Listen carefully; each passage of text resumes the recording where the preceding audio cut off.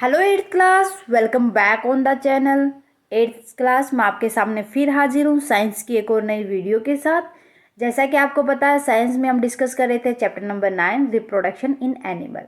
Student, reproduction in animal की ये हमारी लास्ट क्लास है। थ्योरी हम कर चुके हैं। जो हमारी एनसीईआरटी की बैक एक्सरसाइज है उसके क्वेश्चन नंबर 1 to 5 भी हम अपनी प्रीवियस वीडियोज़ में डिस्कस कर चुके हैं। उम्मीद करती हूँ सभी वीडियोज़ आपने देख ली होगी। अगर आपने अभी तक वो वीडियोस नहीं देखी है तो फटाफट से प्लेलिस्ट में जाएं और देख लें। करते हैं स्टार्ट आज की class student with question number 6। आज की क्लास में हम 6 to जितने भी 9 तक हमारे क्वेश्चन बचे हैं उनको डिस्कस कर लेंगे। Okay, let's start with question number 6।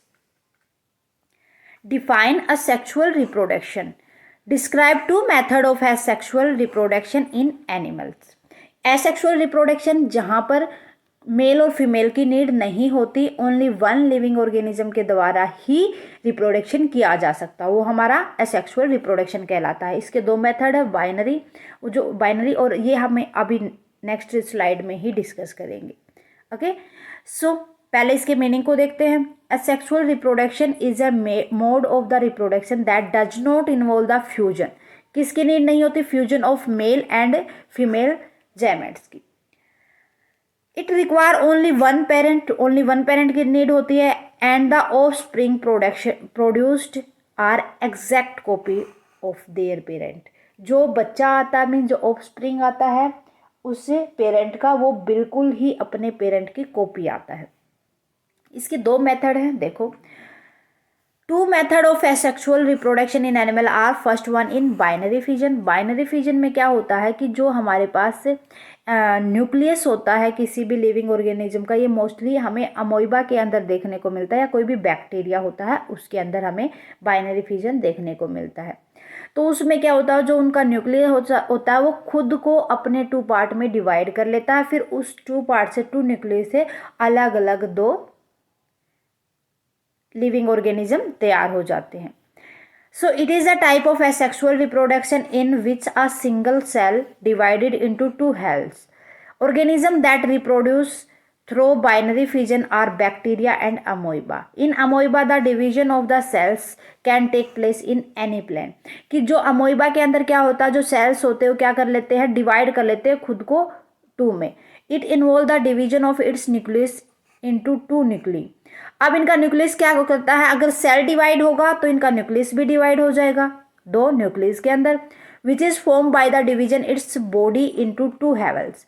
अब इसकी बॉडी क्या हो जाएगी, धीरे धीरे देखो यहाँ पर टू न्यूक्ली हो गए, टू न्यूक्ली ने यहाँ क्या कर दिया, न्यूक्लियस ने अलग अलग न्यूक्ली बन के दो बॉडी तैयार कर दी। अब जो ये दो बॉडी तैयार हो गई, ये क्या होंगे, इनके ऑफस्प्रिंग होंगे। किसके? अमोइबा के या बैक्टीरिया के अंदर भी सेम प्रोसेस होती है। ठीक है, सेकेंड मेथड आता है बडिंग। जो बाइनरी फिजन होता है अमोइबा के अंदर वो हमने दिखाया था भाई, तो ये हमने प्रीवियस स्लाइड में ही बता दिया था। बडिंग के अंदर क्या होता है, देखो ये हाइड्रा के अंदर होता है। कॉमनली आपको हाइड्रा के अंदर देखने को मिलता है कि उसकी एक आउट ग्रोथ आ जाती है, किसकी? हाइड्रा की। और ये हाइड्रा की जो आउट ग्रोइंग हुई है ये क्या करती जाएगी, डेवलप होती जाएगी, तो ये अपने जैसा ही डेवलपमेंट दिखाएगी। अब हम इसको यहाँ से जो बड बनी थी इसको अलग करके अलग से लगा देंगे तो ये भी अलग से एक ऑफस्प्रिंग का रूप ले लेगा, एक अलग से बॉडी तैयार बना लेगा अपनी। ठीक है, so budding involve the formation of a new individual from the bulbs known as buds form on the parent body. किसके ऊपर आते हैं बर्ड? पेरेंट बॉडी के ऊपर आते हैं। This method of reproduction in common in hydra. किसके अंदर देखने को मिलता है यहाँ पर? ये hydra. In hydra the cells divide rapidly at a specific site and the develop as on outgrowth. ये कहाँ पर, वो तो कहाँ था, इन ग्रोथ होता था, ये कहाँ पर होता है? Outside of body. called the bud. These buds, while being attached to the parent plant, develop into smaller individual. When these individual become mature enough, they ditched, उनको वहाँ से हटा देते from the parent body and become independent individual. वो खुद से अलग से एक independent individual के रूप में बन जाता है। जैसे ये था हमारे पास हाइड्रा और एक और हाइड्रा हमें मिल गया। ठीक है, ये एसेक्सुअल रिप्रोडक्शन था हमारा। देन उसके बाद 7th क्वेश्चन है, in which female reproduction organs does the embryo get embedded, कि जो फीमेल रिप्रोडक्शन होता है उसका कौन सा ऑर्गन एम्ब्रॉय से एम्बेडेड के अंदर चेंज होता है, किस तरीके से वो प्रोसेस बताने हैं। The embryo get embedded in the wall of the uterus, कहाँ पर तैयार होता है ये, अल्ट्रस की दीवारों पर वॉल जो बनी होती है। The embryo well it is still attach the uterus gradually develop various body parts such as hands, जो एम्ब्रॉय होता है उसके क्या क्या पार्ट्स, हैंड्स आ जाते हैं, लेग आ जाते हैं, head, I, etc. So then the embryo is then called a fetus. अब जब उसके आईज बन गई तो ये विद इन 3 मंथ प्रोसेस हो जाती है। आफ्टर 3 मंथ जो एम्ब्रॉय है वो किसके अंदर चेंज हो जाता है, फोइटस के अंदर चेंज हो जाता है। देन तो ये थी प्रोसेस जो कि हमारी क्या कहलाती है, ये ऑर्गन्स के, कौन से ऑर्गन्स के पूछा था, तो कौन से ऑर्गन्स के होगी, ये अल्ट्रस के अंदर होगी। ठीक है, गॉट इट। नेक्स्ट है question number 8, what is the Metamorphosis, क्या होता है मेटामॉर्फोसिस, गिव एग्जाम्पल। भाई ये एक बायोलॉजिकल प्रोसेस होती है जहां पर लार्वा किसके अंदर चेंज होता है, एक अडल्ट के अंदर। ये मेनली किन के अंदर आपको देखने को मिलेगी, जितने भी फ्रॉग वगैरह होते हैं या हम कह सकते हैं जितने इंसेक्ट होते हैं वो मेटामॉर्फोसिस प्रोसेस को हेड करते हैं।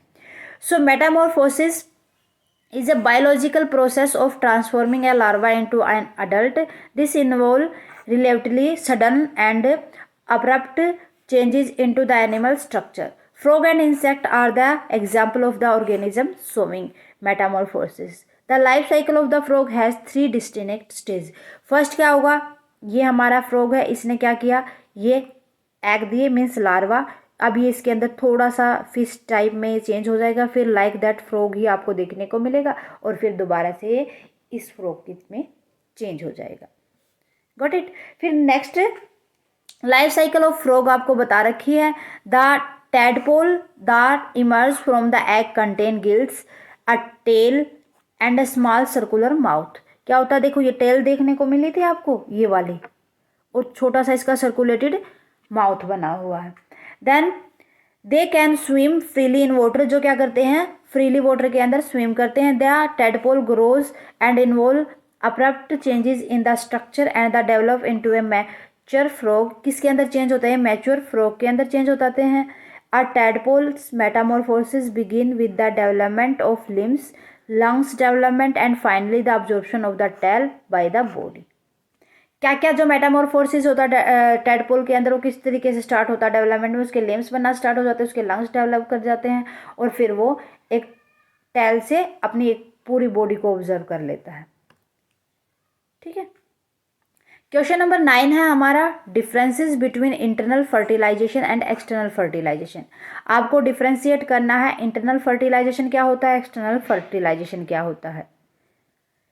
So internal fertilization, it involve the fusion of the male and the female gamete inside the female body. जो इंटरनल फर्टिलाइजेशन होता है कहाँ पर होता है, फीमेल बॉडी के इनसाइड अंदर।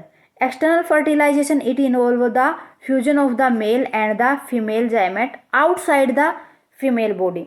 जो एक्सटर्नल होता है यहाँ पर जो मेल और फीमेल गैमेट का जो फ्यूजन होता है वो किस वजह से होता है, कहाँ पर होता है, outside of the female body. देखो इंटरनल और एक्सटर्नल से नाम से ही आपको पता चल रहा है। Okay, chances of the survival of the offspring are more, यहाँ पर जो मतलब सेम जो इंडिविजुअल बनता है रिप्रोडक्शन के बाद उसके सर्वाइव करने के चांस ज़्यादा होते हैं।